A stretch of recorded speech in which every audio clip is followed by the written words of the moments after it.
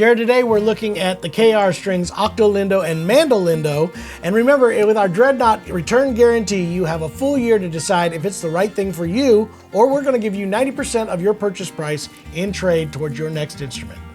I am so excited to introduce everyone to the new KR Strings company, a company that is bringing a fresh approach to building a mandolin. Wait a minute, did I hear you say you're going far away again? Jeremy, this is an interesting video. I feel already that we're starting out very unique. You start with the big guitar, I start with the mini guitar. And they happen to be mandolins. That makes it even more unique.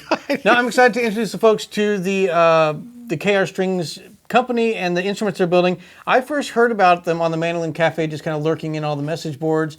And then I talked to Scott Tickner there, and he said, have you ever tried one of these out? I said, no, I hadn't, but I had seen a review done by David Benedict, which he had bought an Octolindo, a used one that he just absolutely loved. I love the tone of it, so I reached out to Killen Reese, who is one of the owners, and came up with some really unique ideas. So we'll talk about a lot of that in this video, what makes these designs unique, give you kind of an idea of what they're doing differently, and hopefully give you guys an idea if it's something you might look into. Besides that, we always do have a full version of the song that kicked off the video. You can check that out in the comments below or in the description, as well as track markers where you can jump all the way to the end and just listen to a tone sample that will be at the end of the video. All right, Jeremy, you are holding the Octolindo Custom Deluxe S, which is kind of unique. It does have a Carpathian spruce top with a quilted makeable back and sides. Does have the small flat top acoustic guitar body, which is extremely unique. Does come with X bracing and a custom pinned bridge, which is unique. I thought it was going to be a pinless bridge. Ends up it is not. Does have a bone nut and saddle. The nut width on this is going to be 1.38 inches with a scale length of 21.5 inches. The tuners are the Open Gear Grovers with an ebony headstock cover or overlay. It does have nitro finish. It's a nitro gloss finish, which is really nice. All these come with both a hard shell case and a gig bag, which I think is pretty unique. All right, John, let's talk about what you're holding. That is the Mandolindo. It's so tiny. A very unique instrument. We're going to get the specs on that right now. It does have an Engelmann spruce top with a rosewood back and sides. Using, again, that flat top guitar design with some wood binding on it, by the way. Very nice wood binding with an X brace inside there. Custom pinned bridge as well. Ebony radius fretboard that comes in with a bone nut and saddle. Comes in just under, I guess, about 1.06 inches on that, so pretty narrow neck. Yep. This one has Grover tuners on it, and the binding on it is like you mentioned earlier, wood binding, ebony headstock overlay, nitro cellulose gloss finish on this one as well. And it also comes with a gig bag and a hard shell case. Okay, John, we're going to start out with the Octolindo that I'm holding. It's an octave mandolin, but in a completely different guitar body design. Flat top, flat back on this one. They do have one that has the F-holes and carved body. We're going to talk specifically about this one because it is very unique. Yeah, it's very, very unique. I think it gives it a more warm slash guitar-like tone, which I think is pretty cool. Unique, also probably makes for a little bit easier construction, so probably I would assume makes it a little bit more affordable. Yeah, too. I think it probably mics a little bit fuller too, because it just seems to have a lot of volume, but without kind of getting that rattle that I've found on a lot of octave mandolins. So I've had a lot of fun playing this one. It makes a very unique offering to the octave mandolin world. Like I said, they do have one that has the F-holes in it, but this one caught my eye. It's so different, and this was the one that David Benedict played and really turned me on to the brand. So very cool option for people. Sound-wise, I think it is a little bit more balanced.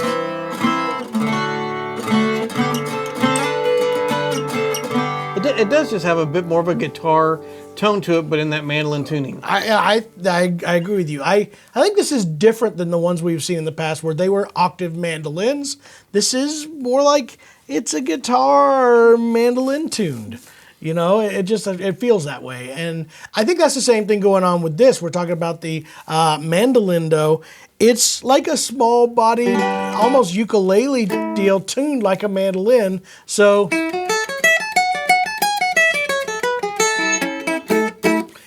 This is a unique sound. I think that one is closer to what I expect out of an octave mandolin. This is a completely different thing. That one, when I first heard it, it reminded me a lot of some of those 5-string electric mandolins that Tiny like Moore would play. And an acoustic electric mandolin sound.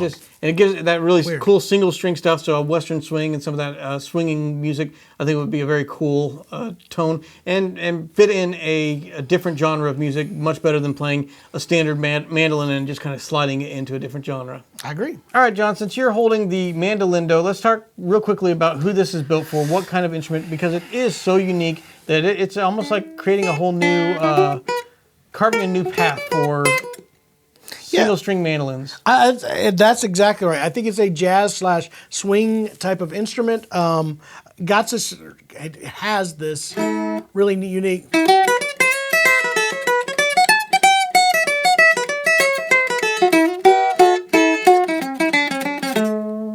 So first time I heard these really hot players out of, not you, I heard some very hot players out of Nashville, some fiddle players playing some cool jazz stuff with each other on it. It reminded me of like an acoustic version of the Tiny Moore 5-string mandolin, but it only has 4. Different, yeah, it's a 4-string and acoustic. So very cool instrument, very unique. We're going to try to do a full review of this later on, but I can see it fitting that fiddle player that a lot of times a fiddle player would take the fiddle off the shoulder and then just flat pick it. This is kind of giving you that feel, but much more easy with a fretted instrument than you could do that on your fiddle. Anyway, John can't quit playing it. So we'll do another review on that, but let's jump over to the Octolindo, which is this one right here. Yep. Octave mandolin. They do make a version of this that is a carved version, so it'll be a guitar body like an arch top with an arch back on it, F holes, more traditional look. We've seen a lot of octave mandolins built that way, but this is the first one I think I've seen that is a complete solid top, flat top, flat back, and on this octave mandolin guitar body, which is very unique, and it produces a more unique sound. It sounds like an octave mandolin guitar. Yeah, it's actually, I think, a really cool space to be in. We hear it all the time, guitar players that are like, I want to get into mandolin. I think the octave mandolin is probably my best bet. This, I think, bridges the gap closer than even a standard octave mandolin because it sounds more like a guitar. If you strum it in chord shapes and things, you feel more guitar-like and a little bit more of that type of scale. So again, I do think there is a distinct place for this that's even more so than a standard octave mandolin. So we're going to give our rating system 1 to 5 on our standard categories, but we're going to talk about the Octolindo. Starting out with tone, we just described it a little bit. I prefer this tone a little bit, I think. There may be some applications where maybe some Celtic music there would prefer more of that carved mandolin body, but for this, it's just very warm. It feels like it would fit in very well with a vocalist. Like it backs you up very well, a little fuller and sweeter sounding. For me, so go ahead and give it your rating before I tell you. I'm going to rate it at a 4.7 for that reason. I'm going to rate it really high actually as well, but for different reasons. I think if you're looking for a octave mandolin that you're going to do more chord strumming and more of that kind of even tone, I think that this is going to be better. I do think a standard octave mandolin, if you're playing more leads, is going to bite more. It'll kind of stand out, which I do think is important. If you're playing leads in an ensemble, you're going to get buried a little bit more so with this type of tone. I still think it's a very sweet and unique tone as far as what it is. So I'm going to go with a 4.7 as well, but recognizing that they are two different sounds of the octave mandolin. Setup and playability, I would rate this one very high up there. It plays very easy. It doesn't have a lot of the buzzing that you can get with that longer, stretched, low tension string you get on octave mandolin.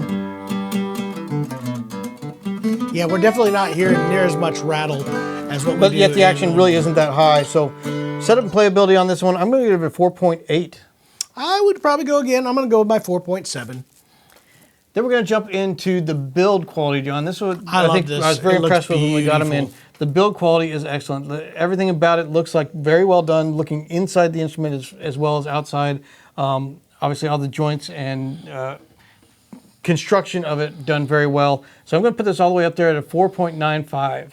At his price range, I think I would agree with you. I was going to go with a 4.8, so we're right in that same. I'm being more. I don't know mandolins as well, so you can be a little bit You more. know what it feels like when I'm in the other seat. Aesthetics, it is very unique. It doesn't have anything flashy with it. It's kind of straight ahead. They do have some very nice wood binding on it that offsets that burst on this one. This one in particular is gorgeous because it does have a beautiful maple back and sides, quilted maple back and sides. Very nice looking instrument. Aesthetically, I think it's a unique look to it, having this flat top guitar body for octave mandolin. So again, I'm going to give it a 4.8 for the unit you're holding right now is gorgeous. We've looked at some the other ones. They're a little more plain, look more standard like this. Looks like a smaller guitar, where they really did updo it with the nice sunburst as the burst sides. I love the look of this particular one with the right woods. I'm going to actually go with a 4.8 on this guy. All right. We don't know, they're a brand new company, so I don't know about where they're sourcing their wood, so we don't know on the sustainability mission whether it passes the Shoppe Sustainable, so we will plant 5 trees for every one of these that sells, just to be on the safe side. Always better to overplant than under. That's what I've always been told. So we're going to get to overall value. We're talking about this particular one, but they do have some models that start at $24.99, $26.99, and then this one comes in at $28.99, and this is their deluxe with the more premium hardwoods on the back and sides. So different in price, but we'll talk about this one at $28.99. Overall value, I'm still going to rate this one very high. And I think that happens to be... I'm going to rate it actually very high. Because of the flat top and flat back, maybe that makes it more affordable and easier to make than a fully carved instrument. But that resulted in an excellent instrument at a very good value. I'm going to put this one all the way up there at a 4.95. I'm going to beat you. I think a $28.99 price tag for something built at this quality and the sound. Comes with a hard shell case and a gig bag. I'm giving it a full-on 5. I think this is a great You've talked me into it, John. I will join you at 5 points. I forgot about the hard shell case that comes with it and the gig bags. You got the option for both. Just excellent built instrument. Yeah. Well, I think, Jeremy, we have jabbered on long enough. They want to hear what these things sound like, and you're the right guy to do it. So here they are, ladies and gentlemen, the tone samples.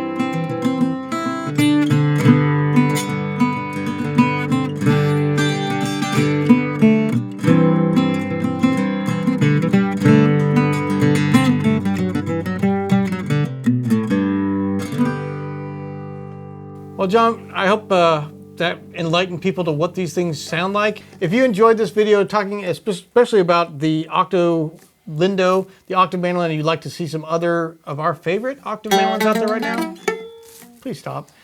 We do have another video where we compared the Eastman MD605 or MDO605, the octave mandolin, versus the new bourgeois mandolin, octave mandolin. I think you guys can get a little bit more information on what's out on the market and make your decision better. As always, appreciate you guys so much for tuning in. We will see you on the next video. You can check that other one out right here. It's right here.